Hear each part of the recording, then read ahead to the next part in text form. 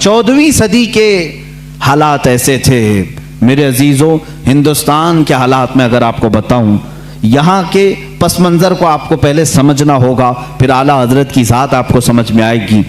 اللہ کے حبیب صلی اللہ تعالیٰ علیہ وسلم کے وارث اور حضور اکرم صلی اللہ علیہ وسلم کے نائب یا علماء امت نے کس طرح کی قربانیاں دی.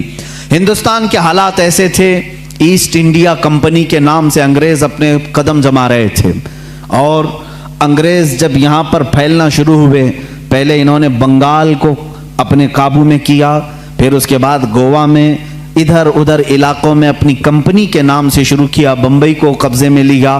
یہ وہ دور تھا جب یہاں پر مغل سلطنت آخری سانسیں لے رہی تھی. بہادر شاہ ظفر جس کے آخری حکمراں رہے ہیں، یہ کمزوری کے ایام تھے، مغل سلطنت کی علالت کا دور تھا، اور انگریزوں نے اس کمزوری کا فائدہ اٹھا کر کے ہندوستان میں اپنے قدم جمائے. جانتے ہیں اس وقت پورے ہند میں، ابھی ہندوستان کی تقسیم نہیں ہوئی تھی، یہ بنگلہ دیش بھی ہندوستان کا حصہ تھا، یہ پاکستان بھی ہندوستان کا حصہ تھا، افغانستان کے بھی کئی علاقے ہندوستان کے حصے میں آتے تھے، بڑا ہند تھا. اس زمانے میں پورے بر صغیر اس کو کہا جاتا ہے، سب کانٹیننٹل ہندوستان کو، بر صغیر، شبہ القارۃ الہندیہ اس کو عربی میں کہتے ہیں، یعنی ایک انٹر کانٹیننٹل کے برابر ہی ہندوستان کو سمجھا جاتا ہے، تھوڑا چھوٹا اس سے. اتنے پورے علاقے میں پورے مسلمانوں کا عقیدہ ایک ہی تھا، وہ اہل سنت و جماعت، یا اگر کچھ تھے تو رافضی اور شیعہ تھے تھوڑے سے، لیکن پورے بر صغیر میں مسلمان صرف اہل سنت و جماعت تھے. انگریز جب یہاں پر ہندوستان میں آئے تو ان کو سب سے زیادہ خطرہ کس سے تھا؟ انہوں نے اپنی کتابوں میں لکھا علماء اسلام سے انہیں خطرہ تھا. علماء اسلام ان کے خلاف کھڑے ہو سکتے تھے، اور ظاہر سی بات ہے اس وقت ابھی ترکی کی خلافت عثمانیہ بھی موجود تھی اور ہندوستان میں مغل سلطنت تھی. مسلمانوں کا دبدبہ ایسا تھا کہ ایک بار اگر بادشاہ اسلام جہاد کا اعلان کر دے تو سارے کفن بردوش سڑکوں پر آ جاتے.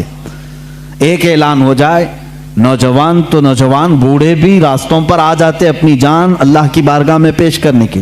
ہر زمانے میں ہمارے ہاں دائرہ اسلام میں آپ کو بتاؤں، مرنے سے کبھی کوئی مسلمان خوف نہیں کھاتا تھا. اسی لیے 1947 کی جو آزادی کی جنگ ہے، اس میں آپ دیکھیں گے تاریخ اگرچہ آپ کو بتائی نہیں جاتی، 1 لاکھ سے زیادہ مسلمانوں کی بھی موت اس میں ہوئی، شہادت ہوئی ہے.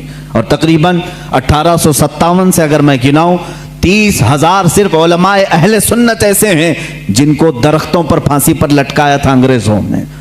یہ ہماری قربانیاں ہیں، اور انگریز یہ اچھی طرح سے جانتا ہے، جس کو اقبال نے کہا یہ فاقہ کش موت سے ڈرتا نہیں ذرا، روح محمدی اس کے بدن سے نکال دو، عرب کو دے کر کے عجم کے تخیلات، اسلام کو حجاز و یمن سے نکال دو. انگریز یہی سوچتا ہے کہ یہ فاقہ کش موت سے ڈرتا نہیں، اس کے جسم سے روح محمدی نکال دو، عشق مصطفیٰ نکال دو.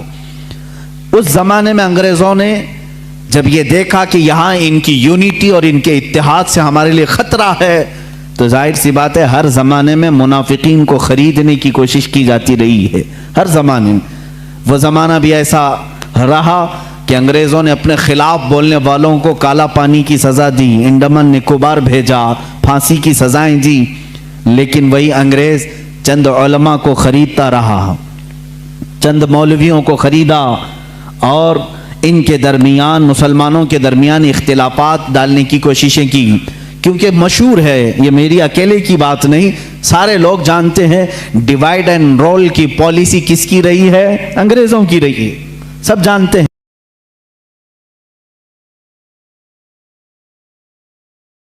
ہاں بالکل، مجھے اس بات سے خوف نہیں ہے، ڈیوائیڈ اینڈ رول کی پالیسی انہی کی لائی ہوئی تھی. تفرقہ پیدا کرو، ٹکڑے کرو، اور اس کے بعد حکومت کرتے رہو، اختلافات ڈالو. تو انہوں نے ہندوستان میں اس چیز کی کوشش کی، اور سب سے پہلے اختلافات جو جنم لیتے ہیں وہ قادیان پنجاب سے. وہاں سے ایک مرزا غلام احمد قادیانی نام کے شخص کو اٹھایا گیا.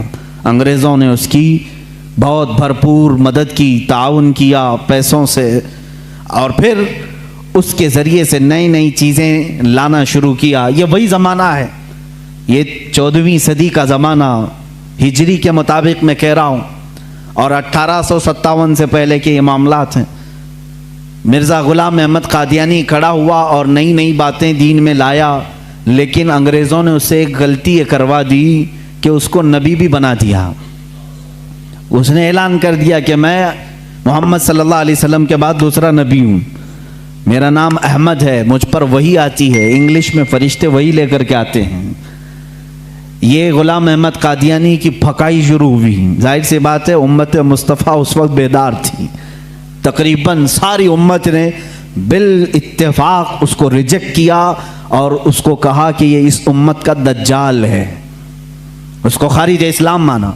اور آج بھی پاکستان میں بھی قادیانیوں کو مائنورٹی میں رکھا گیا ہے، مسلمانوں میں نہیں، وہاں پر نہیں ہے۔ اس کا رونا یہ پوری دنیا میں روتے ہیں۔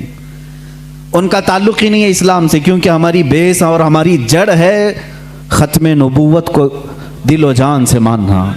رسول کریم صلی اللہ تعالیٰ علیہ وسلم کے بعد کوئی دوسرا نبی نہیں آ سکتا۔ غلام احمد قادیانی نے یہ خلفشار مچایا ہندوستان میں۔ ظاہر سی بات ہے عوام تو عوام ہے، کل انعام ہے، یعنی بھیڑوں کی طرح۔ ہوتا یہ ہے کہ اگر آج بھی شیطان بھی کھڑا ہو جائے تو اس کے چند مرید تو ہو ہی جاتے ہیں، ہو ہی جاتے ہیں۔ دیکھتے نہیں آپ کیسے کیسے باباؤں کے مرید ہوتے ہیں؟ ارے ان کی بیویوں کو یہ ورغلا کر کے اپنی بیوی بنا لیتے ہیں، تب بھی یہ مرید ہی بنا ہوا ہے۔ یہ ہوس کے پجاری، ایسے بھی حالات ہمارے سامنے موجود ہیں۔ حرام کاریاں کھلے عام دیکھتے ہیں پھر بھی اس کے مرید ہیں۔ اسی لیے میں کہتا ہوں یہ تو الگ بات ہے، شیطان اگر کھڑا ہو کر کے کہہ بھی دے کہ میں شیطان ہوں تب بھی تھوڑے مرید اس کے ہو ہی جائیں گے، کچھ تو بھلا کر دے گا یہ، معاذ اللہ رب العالمین۔ اسی طرح غلام احمد قادیانی کا کفر ظاہر تھا، ختم نبوت کا انکار تھا، باوجود اس کے کچھ ماننے والے اس کے فالوورز تھے، جس کی وجہ سے ہندوستان میں اختلافات کی ہوا شروع ہو گئی۔ اب یہاں پر معاملات ایسے آئے کہ پھر ایک علاقہ ایسا ہے، علی گڑھ مسلم یونیورسٹی کو تو آپ جانتے ہیں، لیکن اگر میں اب کھولوں بہت سارے تو کچھ لوگوں کے اب دلوں میں چبھن ہوگی، پیٹ میں درد بھی ہوگا۔ لوگ یہی کہیں گے کہ مولانا اختلافات کی بات کرتے ہیں، بانٹنے کی بات کرتے ہیں، فرقے کی بات کرتے ہیں۔ میرے عزیز، حق بات بتانے کو اگر تم فرقہ واریت سمجھو گے تو یہ تمہارا کوڑ ہے، یہ تمہارا مرض ہے۔ اگر کوئی یہ بتا دے کہ یہ شکر ہے، یہ گوبر ہے، تو تم کیا کہو گے؟ یہ فرقہ پیدا کر رہا ہے۔ فرقہ نہیں میرے عزیز، تجھے بتا رہا ہوں حلال کیا ہے، حرام کیا ہے۔ میٹھا کھا لے اور غلاظت چھوڑ دے، اسی لیے تو علماء بتاتے ہیں۔ کیا ہمارا ذاتی کوئی جھگڑا ہے کسی سے؟ کوئی ہماری پراپرٹی پر آ کر بیٹھا ہوا ہے؟ کوئی میرے کپڑے چھینا ہوا ہے؟ کچھ نہیں ہے میرے عزیزو۔ جو باتیں میں عرض کر رہا ہوں اس کو توجہ سے سنیں، اور مجھے کسی کو گالیاں دینے میں کوئی شغف نہیں ہے اور نہ میری زبان ایسی، لیکن جو حقوق اسلام ہے اور دین کے جو حقوق ہیں وہ میں بتا کر رہوں گا۔ ایک طرف غلام احمد قادیانی کی خرافات، دوسری طرف سر سید احمد خان، اس نے ایک نئے فرقے کی بنیاد رکھی، نیچریت۔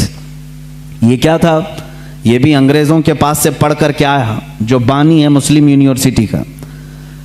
ظاہر سی بات ہے وہاں کے ٹیچرز، وہاں کے اساتذہ کو کچھ باتیں بری لگتی ہیں، کچھ باتیں بری لگیں گی، لیکن یہ حقیقت ہے اور تاریخ سے تم منہ موڑ نہیں سکتے۔ سر سید احمد خان واپس آ کر کے قرآن عظیم کی بہت ساری باتوں کا انکار شروع کر چکا تھا۔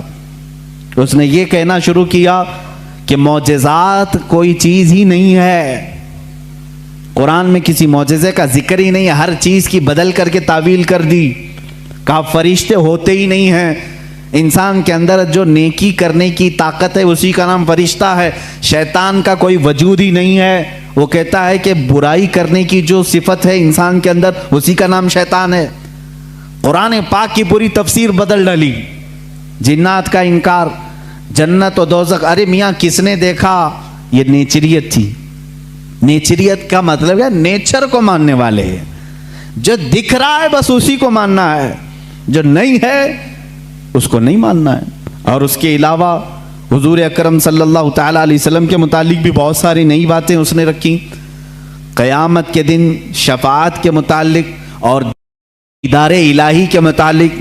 سر سید احمد خان نے لکھا ہے کہ اللہ کا دیدار ہو ہی نہیں سکتا، نہ زندگی میں، نہ موت کے بعد، نہ جنت، نہ دوزخ، ایسی کوئی چیز ہی نہیں۔ میاں ہندو تو عقیدہ رکھتے ہیں نرگ اور سورگ کا، وہ تو بیچارہ ان سے بھی نیچے آ گیا۔ یہ تمام چیزیں نیچریت اس زمانے میں پھیلی۔ اب کچھ مسلمان ادھر بھی فالوورز۔ سر سید احمد خان کوئی نیا پیدا نہیں ہوا تھا، یہ بھی انگریزوں سے پڑھ کر کے متاثر ہو کر کے آیا، انگلینڈ سے یا یورپی کنٹریز سے، اور مسلمان اس کو جو ظاہر سی بات ہے تھوڑا روشن خیال سمجھتے ہیں، ارے یہ بہت ہی ماڈرن ہے، نیا علم لے کر کیا ہیں، اس کے پیچھے چلنے لگے۔ اس نے علم کے نام پر بہت سارے مسلمانوں کا عقیدہ خراب کیا۔ ایک طرف یہ معاملات، قادیانی فتنہ اپنی جگہ پر، نیچری فتنہ اپنی جگہ پر، اور پھر دیوبندی فتنہ ایک اور۔ یہاں پر میں آج انصاف کے ساتھ عرض کرنا چاہوں گا، آج جو دیوبند ہے یا جو دیوبندی ہیں، اگر ان کو میری بات بری لگتی ہے تو ٹھنڈے دل سے میرے عزیز اپنے دل پر ہاتھ رکھ کر کے سوچو، آؤ میں تمہیں دعوت دیتا ہوں، آؤ ہم ان تمام چیزوں پر جمع ہو جاتے ہیں جو صحابہ اور تابعین سے تھی۔ کوئی نئی بات تم اپنی کتاب میں نہیں لاؤ گے، کوئی نئی بات میں اپنی کتاب میں نہیں رکھتا۔